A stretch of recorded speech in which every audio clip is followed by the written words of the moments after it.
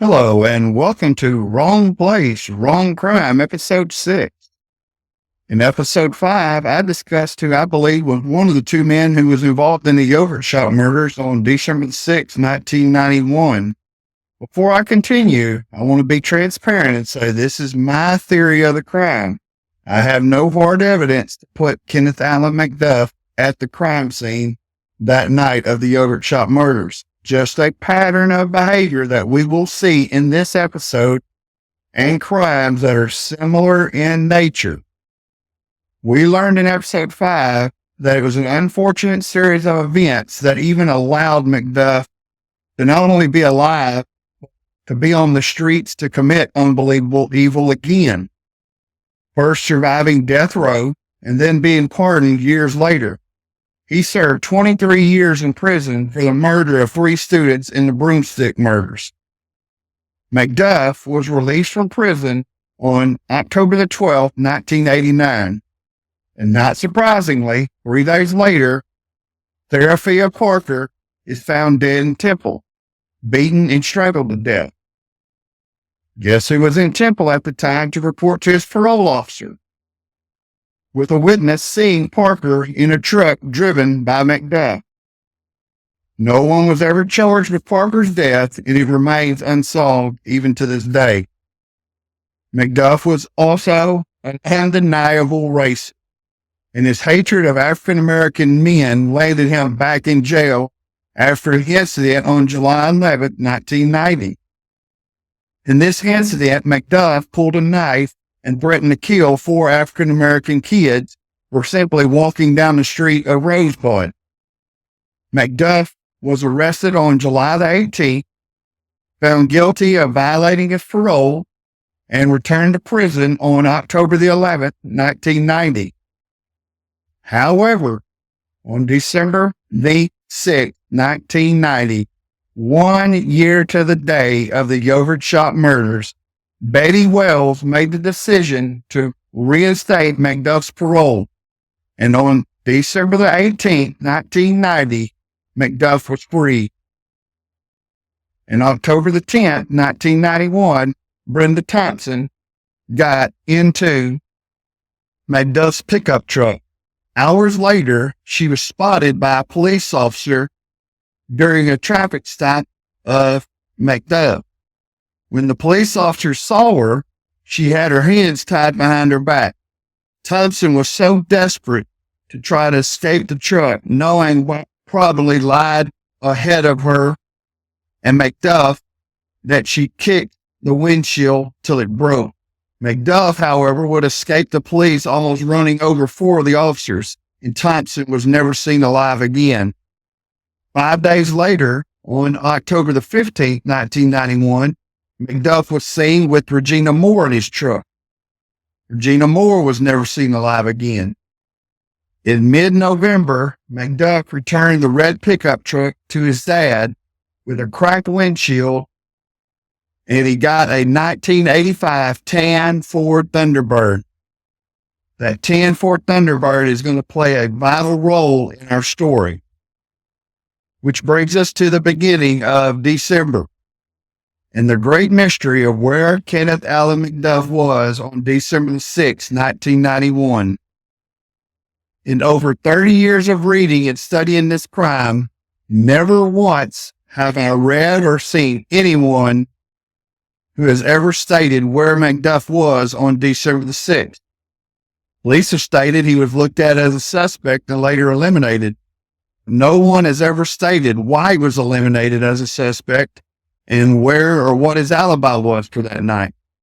Not even McDuff's biography, Bad Boy from Rosebud by Gary Laverne, gave an explanation or alibi to McDuff. The book takes the reader to the beginning of December and then to the close of December, but nothing about December the 6th. Unbelievable that a hardened, sadistic deviant like Kenneth McDuff, no one in over 30 years of any program or book has stated that McDuff was at a certain place at a certain time on December the 6th. I believe Kenneth McDuff, because of the incident in October with Brenda Thompson and the police, had been scared out of the Waco area. With McDuff scared out of the Waco area, we know that he goes to the Austin area now to hunt women.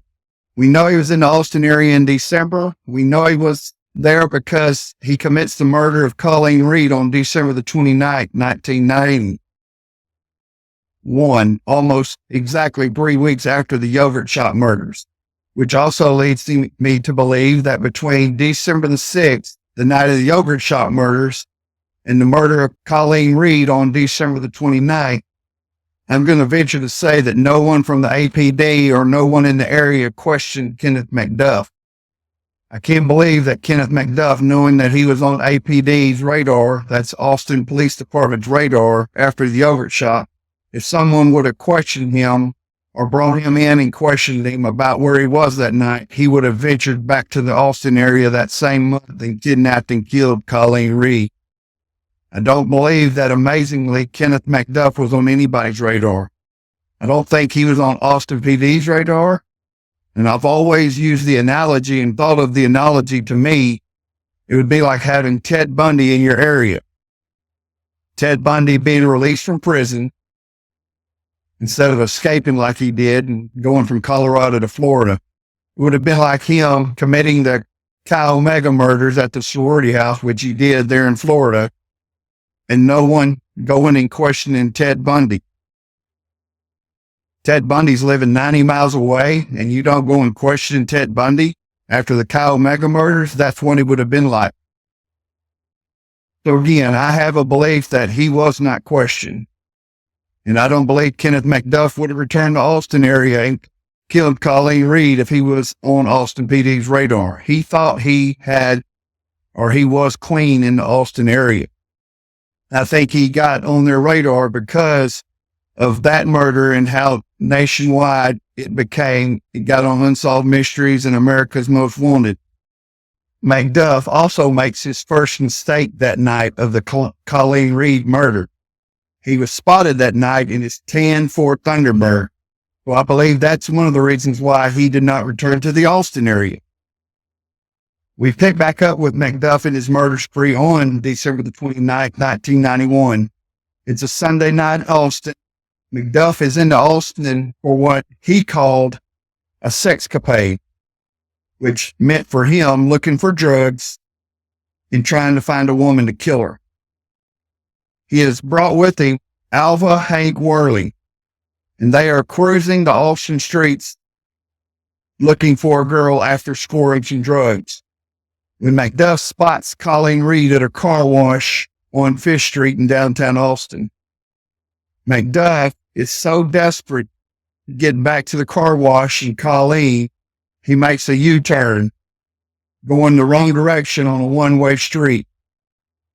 This tan Ford Thunderbird, driven by McDuff, had been seen earlier by Mike and Bill Goins, turning the wrong way at a stop sign.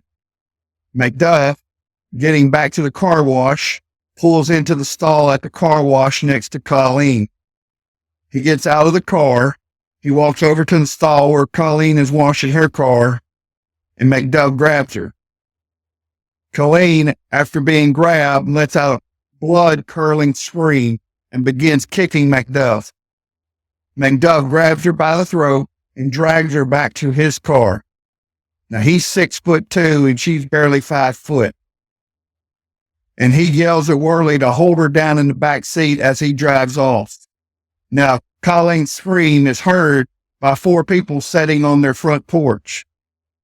2 of the 4 people happen to be Mike and Bill Goin, who had seen that 10 Ford Thunderbird earlier, Stephen Marks, and another female sitting on their front porch. When McDuff is seen by the 4 people on the porch taking out of the car wash in the Thunderbird, going the wrong way on a one-way street again, the 4 people hearing the scream and seeing the car going the wrong direction knew something was wrong. They called 911, and the police were there shortly afterwards at the car wash. I will not, in this podcast, attempt to describe what Colleen Reed went through in that car over the next 2 hours. The horrors and the torture described later by Hank Worley is concealed. Much like the girls in the yogurt shop's last 40 minutes, McDuff seems to derive as much pleasure in the torture and the deviance than the power to control another person's life. Colleen, after being taken back towards the Waco area, was killed by McDuff later that night and her body buried in a shallow grave. McDuff, however, has made his first mistake, and that was the witnesses spotting him in the tan Ford Thunderbird. On February the 24th, 1992, McDuff continues his murder spree when he kills Valencia K. Joshua. After K meets up with McDuff at his dorm room at the Texas State Technical Institute in Waco, McDuff is going there to learn a trade, and he's going to the school there and living in the dorm. K's body would later be discovered by a student of TSTI on March the 25th in a wooded area behind the campus. McDuff's last known murder happened on March 1st, 1992, when McDuff's Ford Thunderbird broke down near a Quick Pack convenience store and the New Road Inn on Interstate 35 just south of Waco. McDuff had worked at the Quick Pack after his parole, and he knew a pretty girl by the name of Melissa Ann Northrup would be working the graveyard shift by herself. Now, Melissa was 2.5 months pregnant and had called her boyfriend's house just a few minutes before 4 a.m. When the boyfriend attempted to call her back repeatedly, there was no answer. The boyfriend took off to the convenience store, and as he arrived at the Quick Pack around 4:30 a.m., Melissa was nowhere to be found. And at 4:47, the boyfriend dialed 911. Melissa's purse was there in the store, but the $254 that had been stolen from the register via a no-sale opening of the cash register, $350 was left in the drop safe there in the store. McDuff had kidnapped Melissa, taking her Buick Regal and leaving his Thunderbird abandoned in the New Road Inn parking lot. The Thunderbird would later be found with McDuff's ID inside, linking him to the kidnapping and back to the Colleen Reed disappearance. Melissa would be taken 100 miles to Dallas County, and on a dirt road in a community called Combine, Melissa would be bound by her own clothes, socks, and shoelaces. Melissa, no doubt, was tortured and died a gruesome death, much like the other women in her story. McDuff, not having time to dig a shallow grave, as in the other cases, dumped her body in a gravel pit pond. McDuff knew he had left too much evidence and witnesses at this kidnapping. So he fled Texas and ended up in Kansas City. McDuff's 2.5-year murder spree came to an end on Monday, May the 4th in Kansas City. After being shown in America's Most Wanted, he was identified by a fellow trash worker who called the police.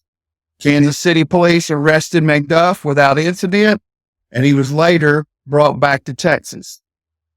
In episode 7 of Wrong Place, Wrong Crime, I will finally go back and recreate how I believe Kenneth Allen McDuff and an unknown accomplice carried out the yogurt shop murders. Please like and subscribe. And I want to thank you so much for watching episode 6 of Wrong Place, Wrong Crime.